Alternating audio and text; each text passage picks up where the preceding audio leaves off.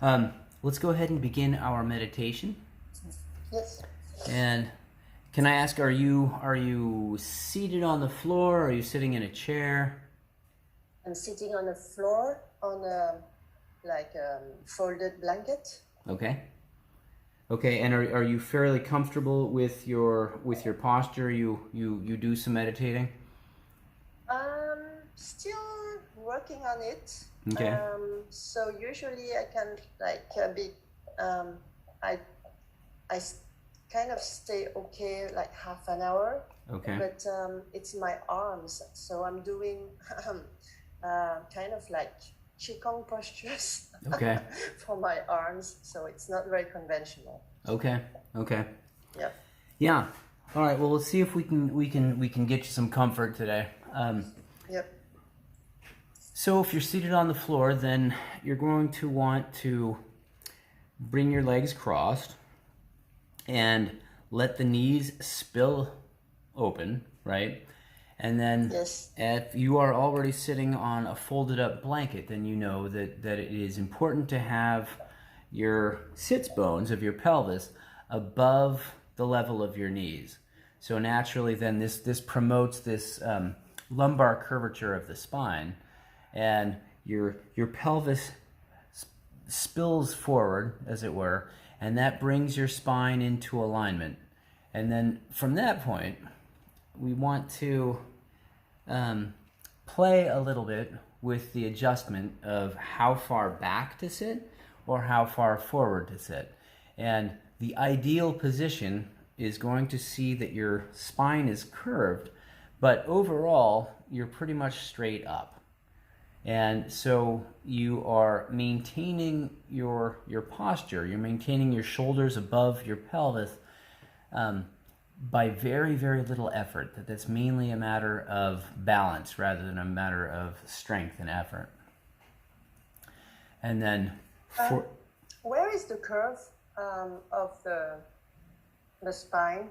Okay. When you say it has to have a... Yeah, your spine has two curves in it that you've got one curve in your back, okay, Yeah. that curves forward, and then you have Yes. another curve.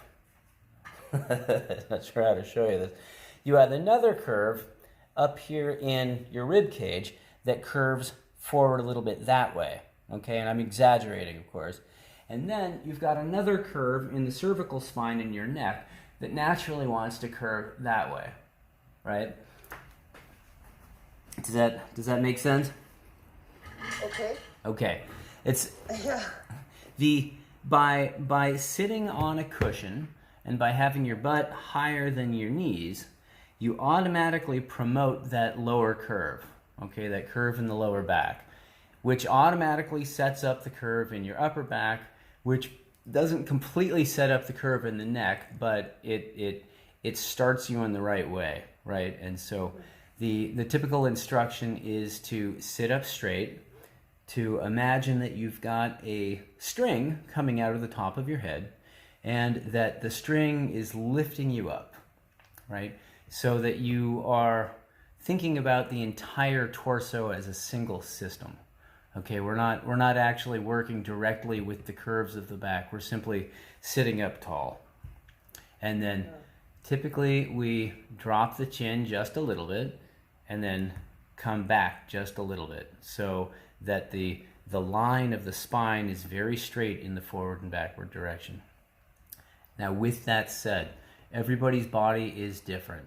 And I, for example, have some spinal degeneration in my neck. I often end up tilting my chin up quite a lot. Otherwise, my arm goes numb. So, if your shoulders or arms are going numb, then consider before you start doing a few rotations. Okay, this isn't really part of the meditation because we're going to try and get still. But you can imagine using your elbows sort of like wings and rotating them and then really bringing them back. And you can feel things moving around in there, sometimes popping and making noise. You can bring them back forward. And this is just to get the entire shoulder girdle on either side sort of lubricated and softened and activated a little bit. So then when you release it, when you relax it, your shoulders really just hang. And a big portion of the upper body posture has to do with where you put your hands. Now, if you're coming from a Zen background, you take your non-dominant hand, so for most people that would be your left hand, and you put your dominant hand in it, right? And then you hold that, okay? And this way, because of the way your elbows fall that way, they're gonna come as close to straight down as possible. Most people that I know find it much, much easier to bring the hands onto the lap or onto your thighs. And for some people, and this may apply to you, if you're finding that that your arms get uncomfortable, you can put a pillow of some sort, or some kind of cushion in your lap, and just rest the hands on the pillow. And you'll find that by resting the hands on the pillow, you automatically sit up taller. Right? There's hidden muscular tension that happens all the time, right? And so the big thrust of our posture, the first piece anyway, is to relax completely, but also be upright. Okay. I'll try with a pillow then. Yeah, I think the pillow may be very helpful for you. Okay. So the overarching. How are you doing today, Dan? We're getting off to a very sort of slow. Good. Sure, had to reboot and do uploads before it would start. Good timing. Yeah, I was actually afraid I might have to completely reboot just to get started today too, because I've been running a bunch of stuff. So yeah, so come into your posture. You want your spine to be tall and long. You can imagine that you've got a string coming through the top of your head and that is lifting you up. And allow the arms and the shoulders to hang completely limp. You can place your hands a little farther forward to see where that takes you. It tends to pull you this way. And you can bring your hands further back. That tends to help you lean back a little bit if you tend to curl over. Throughout the meditation, if you need to make little adjustments to stay comfortable and to sit through this, then that is totally okay. And on the other hand, we do try to commit to stillness so that we find an adequate position, and then rather than striving for perfection in our posture, we find comfort in the posture that is already happening. And those are two ways to work with the same question. But we find that if we are constantly trying to optimize or find physical comfort, that it may be better to change your position entirely, like to meditate in a chair, or it may be better to see if you can explore the sensations and the emotional reactivity associated with small discomforts. And often investigating and really coming very close to some kinds of discomfort reveal that the discomfort dissipates, that it goes away on its own. We don't actually need to move to make things better.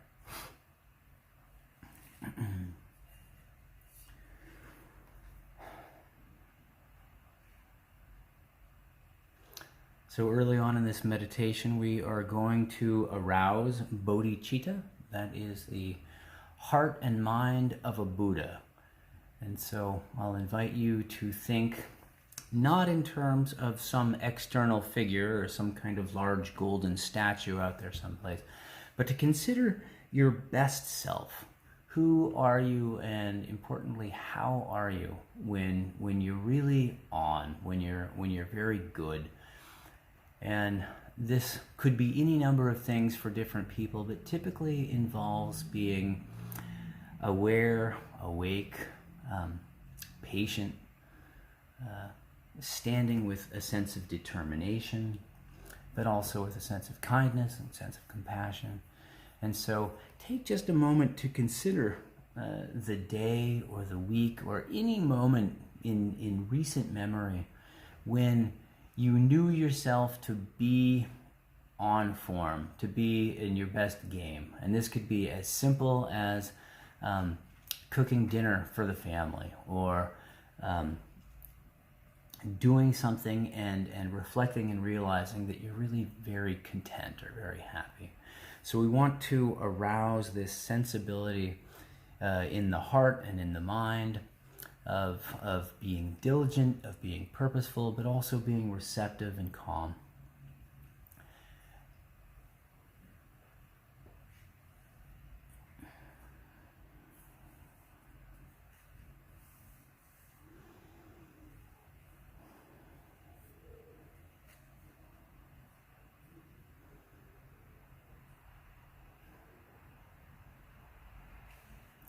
And I would also suggest that that right now would be a really good time for heightened compassion. We've been through a lot over the last year and a half, and depending on where you are right now, there's a lot going on here, and there are people who are definitely suffering. We may be among them at various times. And so, see if it's possible to arouse a sense of compassion, a sense of care, a sense of kindness. And you can bring this toward yourself at first. This is an opportunity to say, yeah, this has been a tough day, or it's been a tough week. Where you can extend that kind of compassion, those benevolent feelings outward towards someone that you love, someone that you know.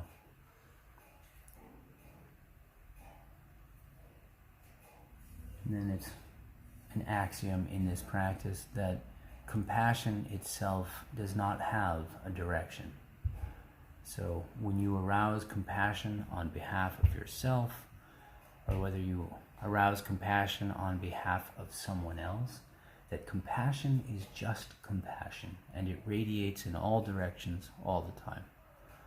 So that the person feeling compassion is feeling compassion, regardless of who it's for.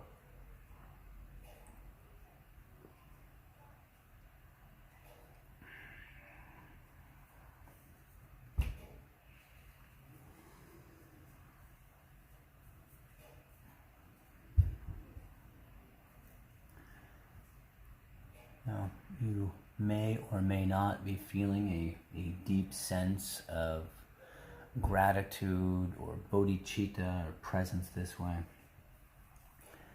But see if it's possible to arouse the intention of practicing this evening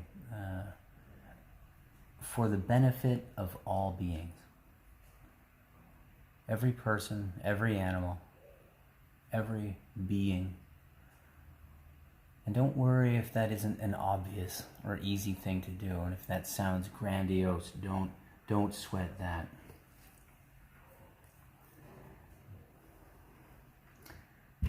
The value of your goodwill and of your practice tend to emanate in all directions, and they tend to emanate outward toward others.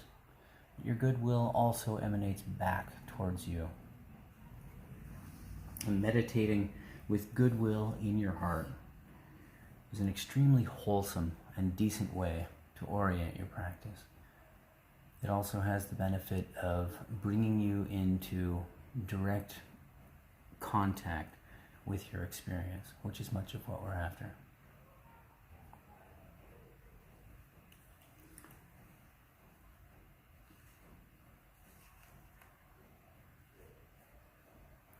We will begin to practice shamatha.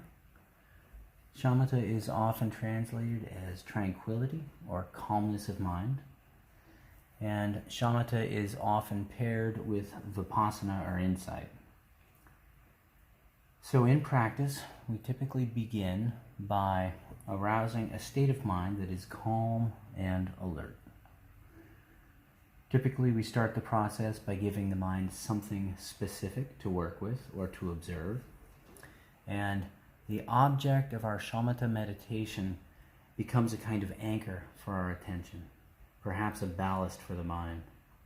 So while thoughts and feelings and physical sensations will continue to arise while we meditate, we find that there is relative stillness and stability in returning or staying with the object of meditation. In Kindness Lab, we usually begin this process as we establish our meditation posture and bring our attention to various parts of the body. Then we move toward the object of meditation. This may be something that we look at. This may be something that we listen to or feel. The object of meditation can be pretty much anything. So by bringing the attention back to the object over and over again, we borrow an apparent or relative stability that the object itself has, or at least appears to have. So choosing something to meditate on is a little bit like plopping a big comfortable chair down in the center of the room. And you put your attention on the object of meditation, much like you would sit down in this comfortable chair. And you may pop right back up out of the chair because you remembered that you needed to do something. But then you bring yourself back to this big comfy chair, the same way we bring the attention back to the object of meditation. And we do that over and over until it becomes easier to stay in the comfy chair. And this happens with meditation as well. We bring the mind and the attention back to the object of our meditation again and again until it comfortably stays there. I typically teach with the breath as the anchor, but if you're good with visualization, you're welcome to do that. If you prefer looking at a mandala, you can look at that. You can use a mantra or a sacred syllable. You can even just hum. I would ask that if you're going to hum or chant a mantra that you would mute, but I don't think either of you are going to do that this evening. And if you're visually oriented and when you're practicing at home, you can meditate with eyes open. You can look at a lit candle flame or a rock or really just about anything. I would not suggest using your phone as an object of meditation, but pretty much everything else works.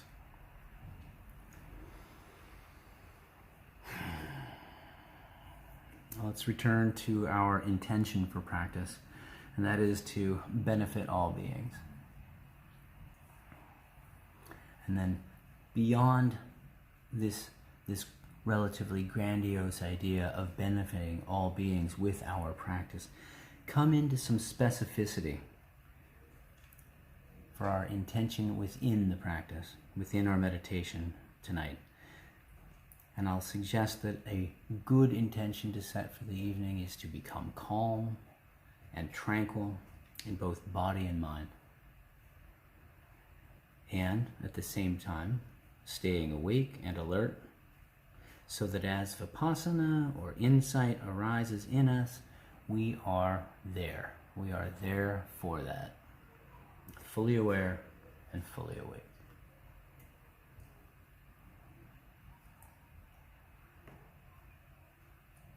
Good. So let all tension in the body fall away completely of its own accord. There is no need at this point for rolling shoulders or moving or adjusting. Rather, releasing tension is much more like allowing a switch to go off all by itself. So that if there's any tension anywhere in the body, it simply releases and relaxes and lets go.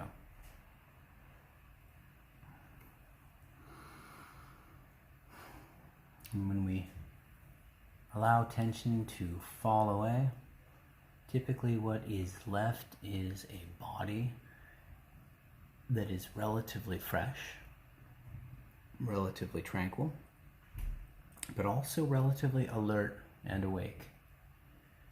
And as our body calms, our mind generally follows along, so that the mind becomes a little less busy and a little less urgent.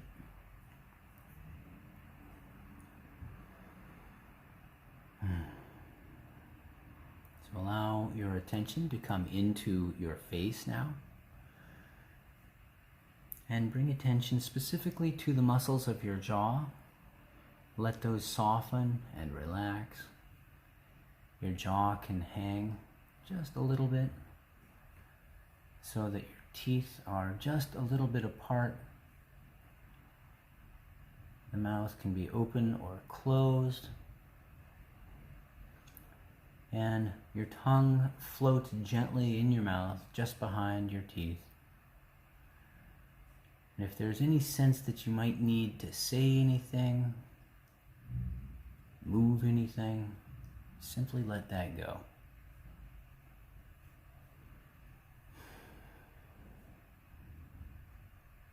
And then bring attention back to the neck. Check to see if there's any tension, any muscular holding at all. And if there is, simply let that go. We started with the shoulders. It's okay to come back to the shoulders several times and check to see if there's any tension or any holding there. Allowing the shoulders to fall and hang.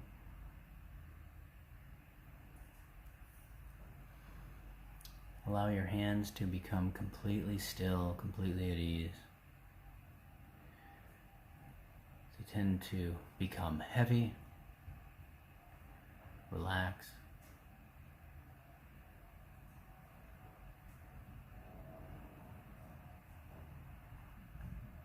And so for the duration of the meditation, we really don't need to move anything. An impulse may arise to move. If that happens, simply give yourself a second chance. So that an impulse to move some part of your body has to arise 3 separate times before you give in and actually move.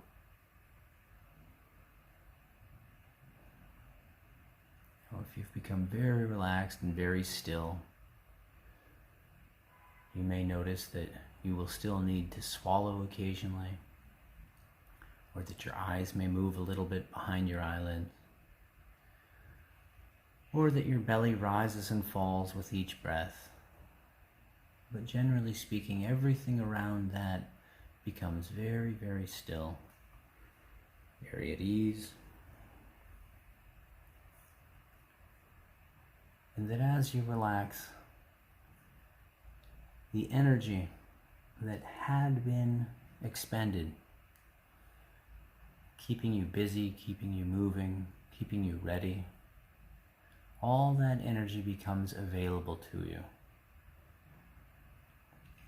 And it becomes available in terms of mental clarity, in terms of receptivity, in terms of precision in how we experience our experience and how we feel what we feel, how we see what we see.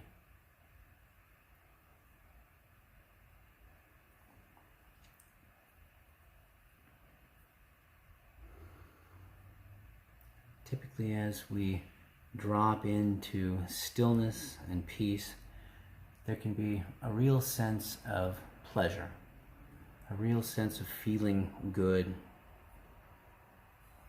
relaxing and releasing. Tends to be something that we either don't do as much as we might, or we don't notice that we're doing. And it can feel really, really good just to let all your muscles go completely soft and completely slack.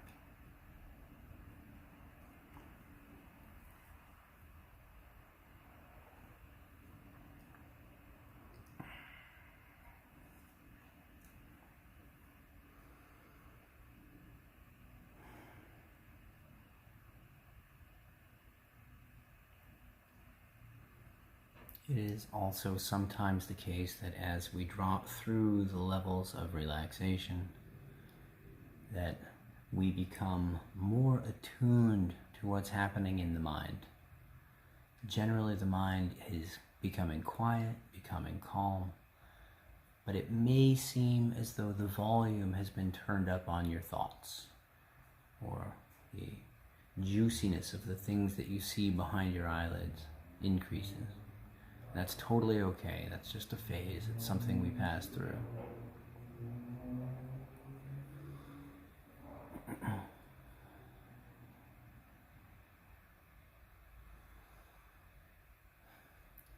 Now, bring your attention to the torso, which includes your belly and your chest,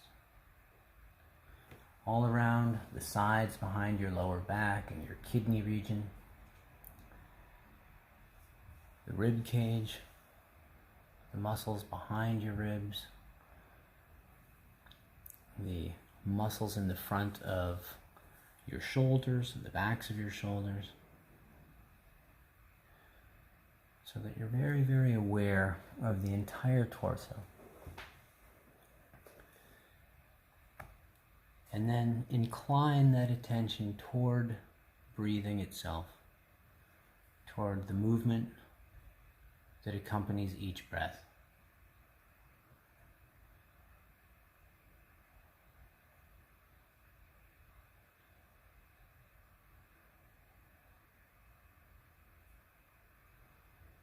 And begin tracking each breath. And we're going to begin tracking from beginning to beginning. So pay particular attention to the physical sensations that accompany the beginning of the breath. The beginning of the in-breath is typically experienced deep within the belly and inside the nose, inside the sinus.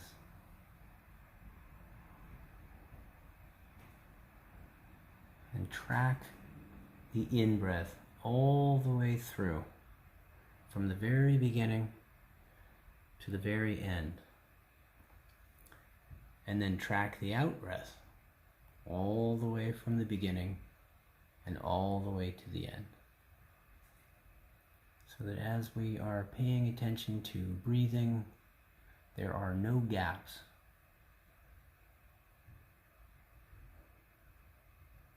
If your breathing becomes subtle and shallow, there may be a gap between the in-breath and the out-breath. Then pay particular attention to the gap and what the body does or does not do.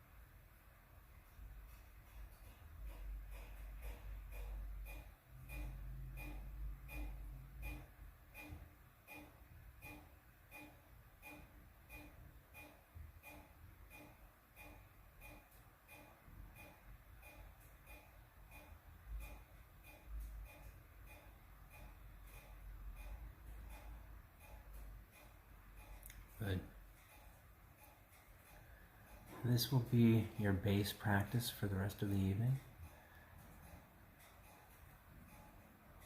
We are going to add some things, but if any point you find you are distracted or you've gotten lost in thought, simply come back to the beginning of the in-breath and begin to track the breath all the way through till the beginning of the out-breath, and then repeat.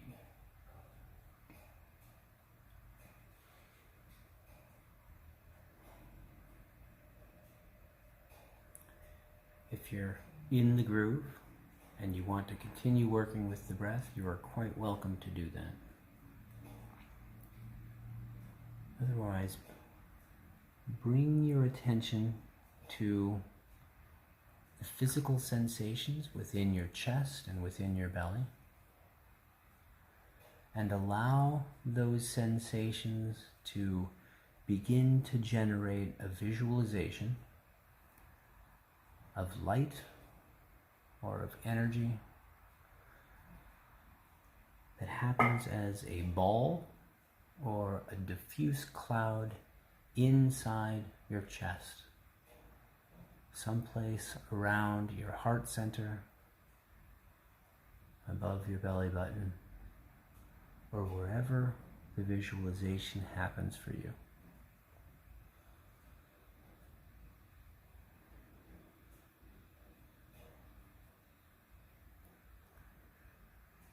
And then on each in-breath, allow energy to pour into your body through your hands and your arms, your fingertips, the crown of your skull, your face, so that on each in-breath you are inhaling energy through the surface of your body. And then on the out-breath, simply appreciate the visualization, the light, the energy.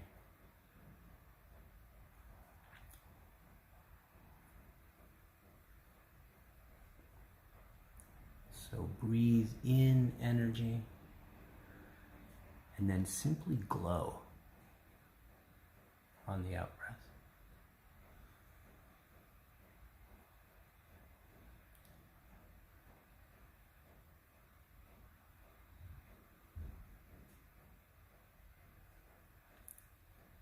If this visualization is working for you, or if you're becoming sleepy at all, then feel free to deepen the in-breath. You could really charge this interior sun, this source of goodness, this source of warmth, of light.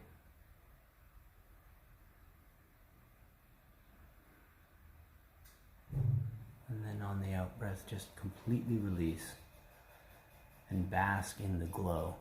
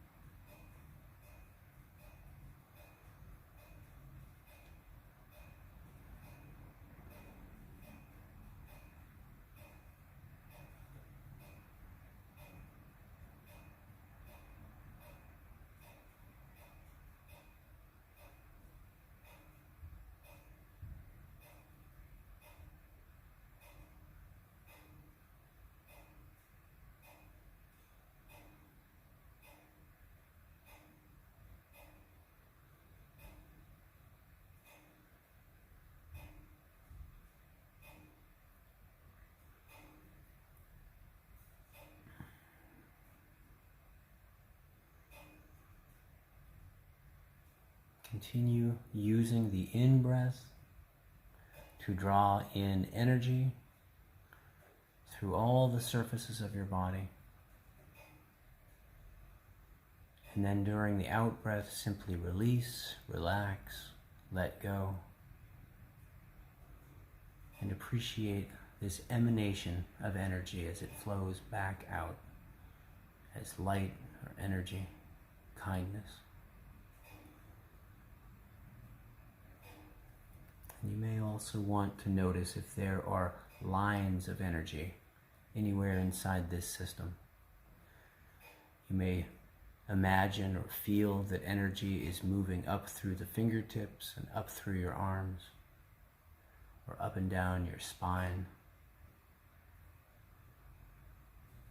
You may feel, you may experience the in-breath as light itself, fueling this glowing orb inside your chest.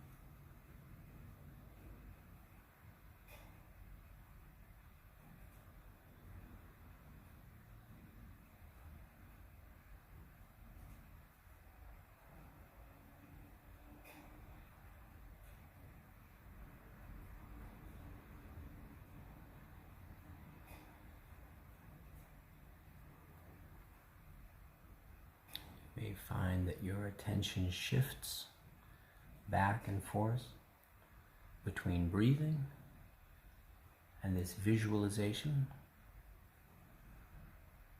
Or you may find that you hold both experiences in one sphere of awareness. Or you may find that you have a strong preference for paying attention to either the breathing or the visualization. All of these are perfectly good.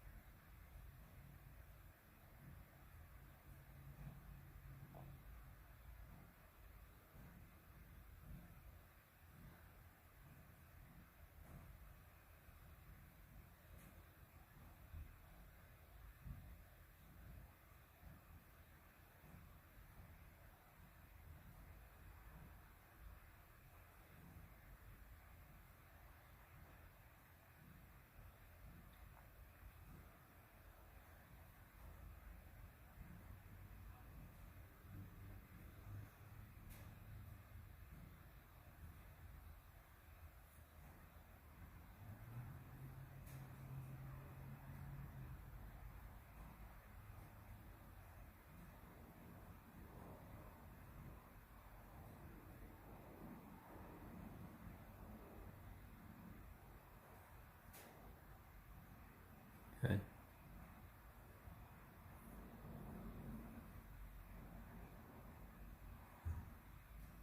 Now, if you are in a good space, you can simply continue doing what you're doing right now. You can also begin to integrate the classic Metta or loving kindness phrases, particularly on the in-breath. So, may I be safe.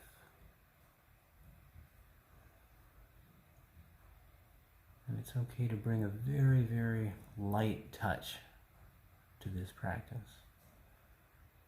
May I be safe.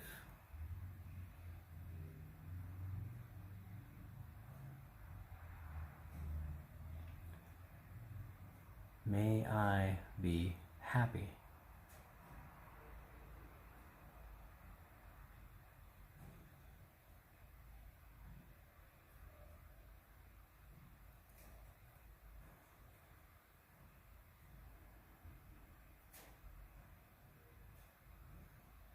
May I be healthy.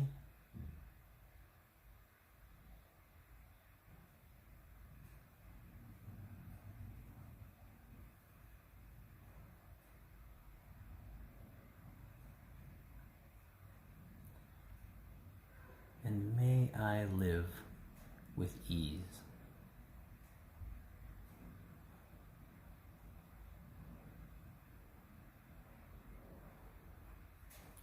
And you can repeat the phrases, or you can simply intone the meaning, the intention, the good wishes of feeling safe.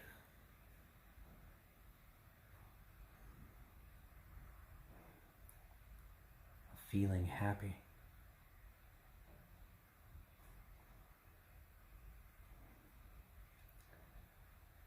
Of feeling healthy.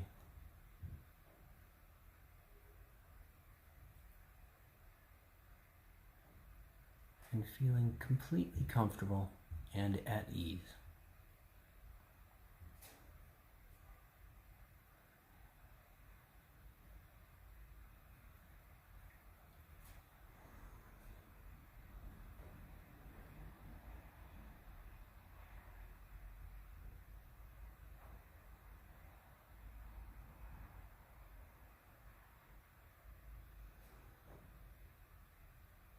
And with each turn of the loving kindness phrases, continue to inhale these benevolent energies.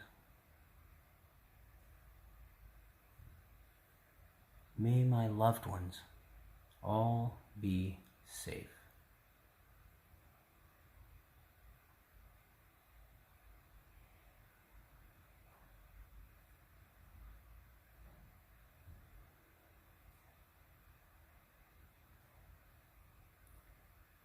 May my loved ones all be happy.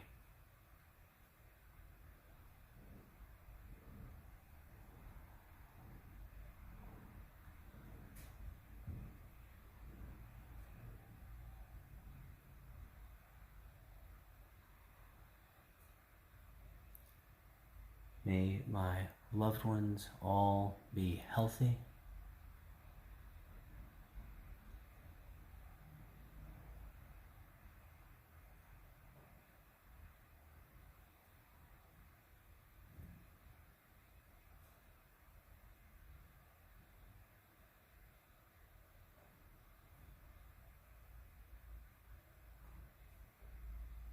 And may all my loved ones be comfortable and live with ease.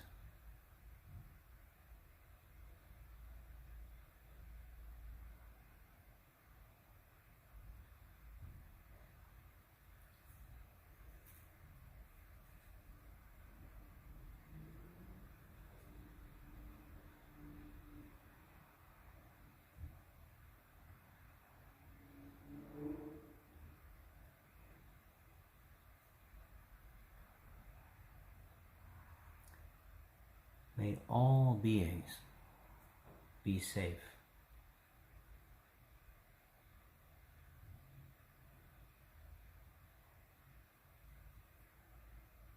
May all beings be happy.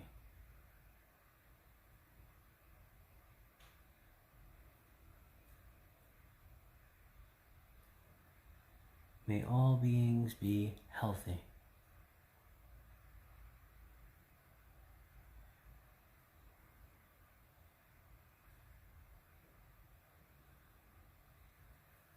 May all beings live with ease.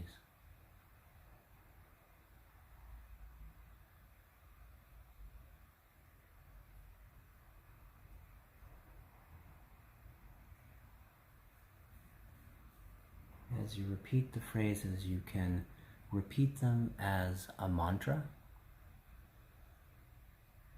as a means of coming into strong clarification and unification of mind.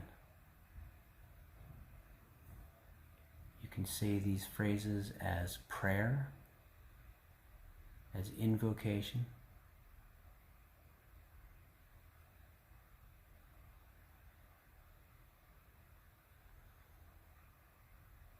and you can say the phrases as a means of supporting and reifying the sense of well-being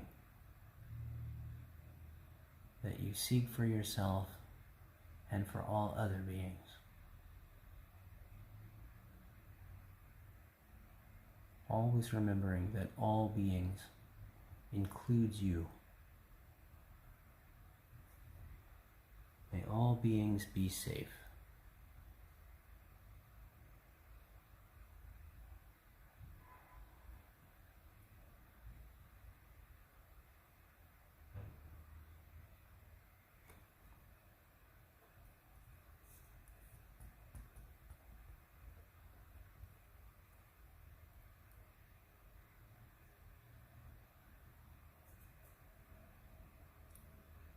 May all beings be happy.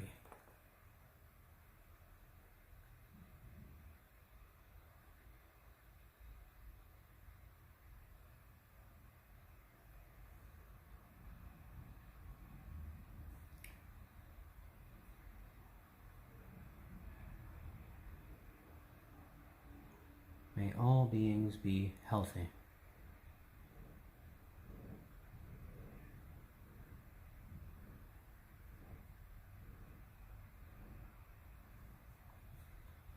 And may all beings live with ease.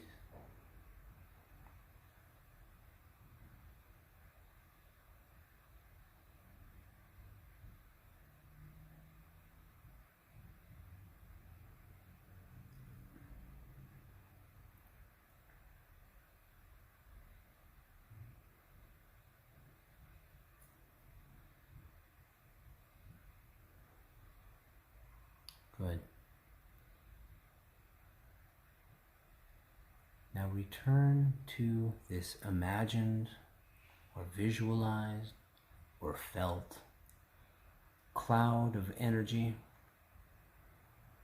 inside your chest.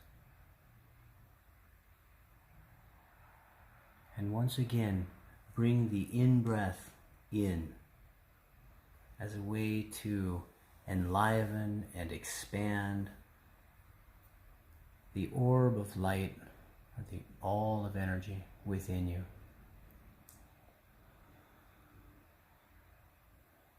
And now include the benevolence of your metta practice, your loving kindness, so that on each breath you draw in the energy and the well-being of safety.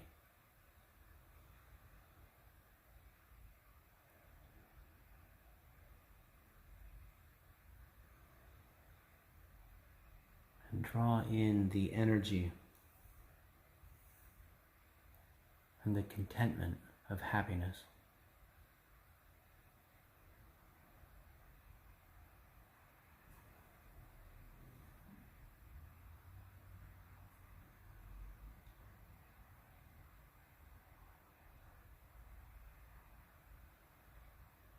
And draw in the physical and mental and spiritual wellness of good health.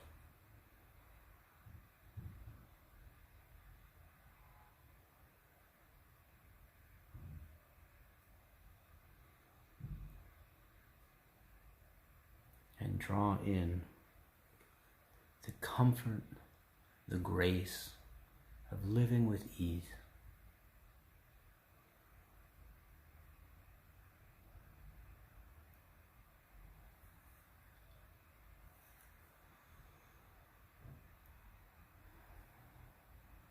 And as you continue to breathe, allow the in-breath to expand this orb of light, this cloud of benign energy, until it fills your entire chest and your entire body. And continue to inhale this orb of energy until it expands out beyond your body.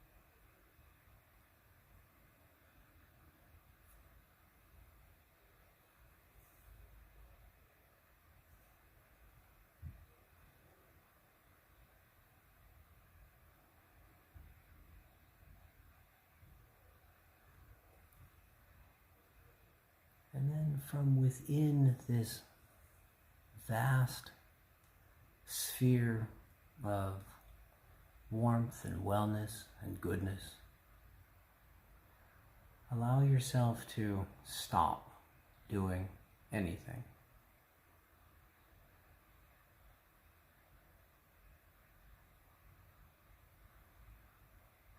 You'll notice that the visualization continues. The sensations of your body continue. Your breathing continues. But there is no need to do anything.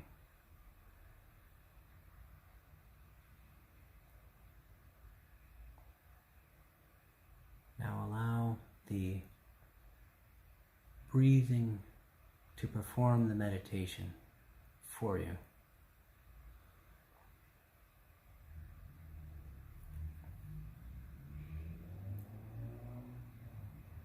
Allow this great sphere of awareness to hold you.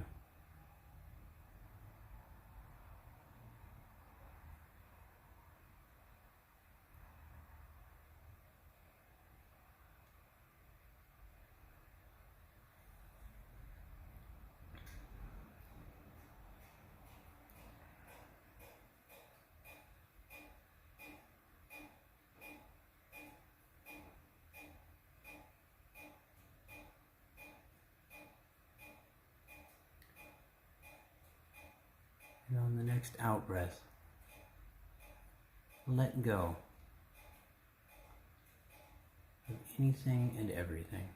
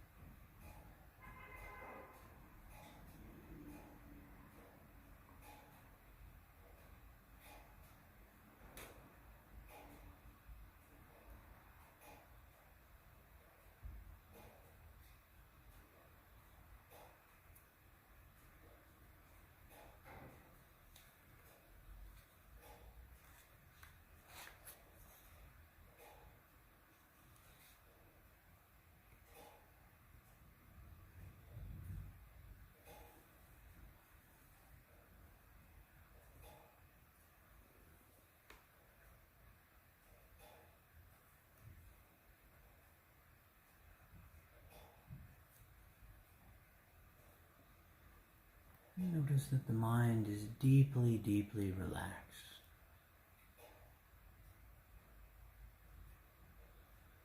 And yet it remains awake, alert,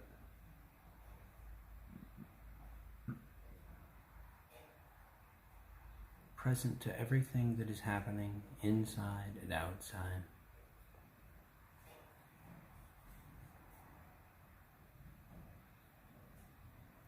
And if at any point the mind begins to grab on to anything, simply release and let go,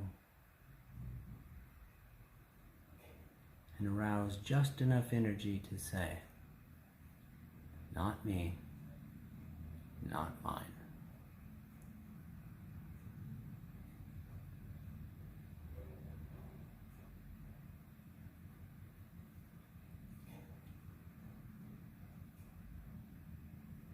Any kind of sensation, not me, not mine.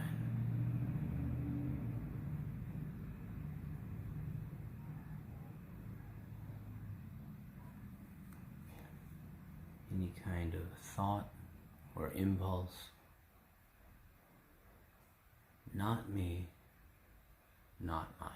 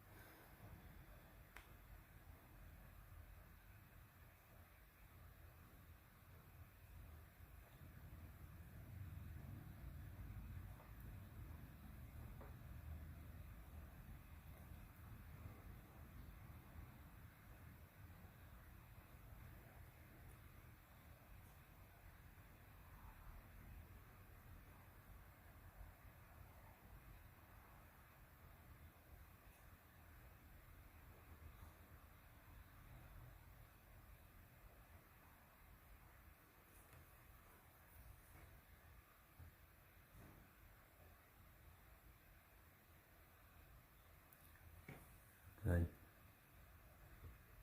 Now consider your awareness, the attention,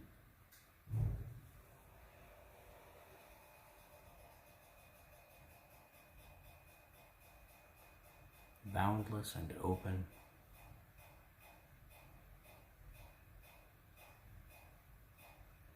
And allow yourself to take one tiny step back from your awareness.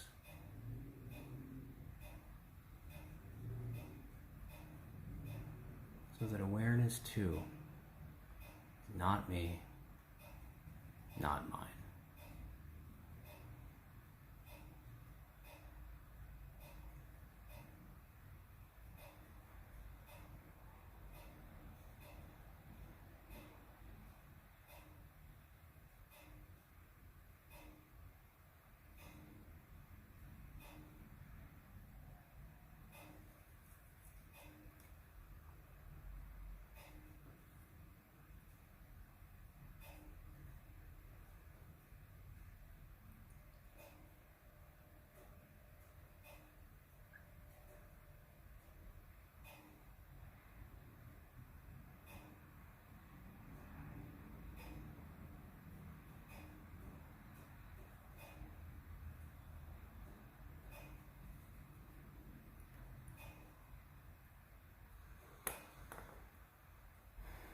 Good. Now begin to deepen your in-breath again.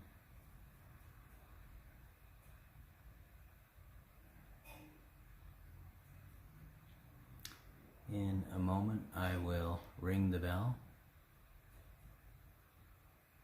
and check in for any kind of subtle response, either emotional or thought related. Pay very close attention to what happens to your state of mind, your state of body, the contents of your mind as I ring the bell. Ideally, you are very, very relaxed now. Releases, or if there's a deeper level of relaxation, knowing that the meditation is over.